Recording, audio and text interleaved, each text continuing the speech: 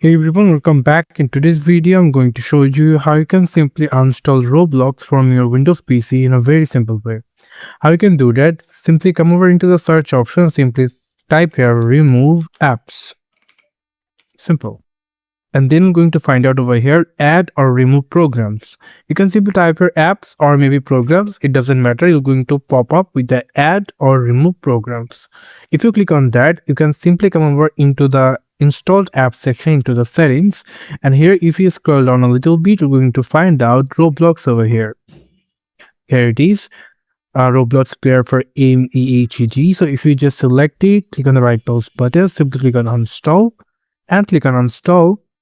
It is going to start installations for your PC, and you can see it disappeared. So now you can simply see this is how you can simply uninstall Roblox from your Windows PC. Thank you so much for watching. I hope to see you in the videos. Till then, goodbye.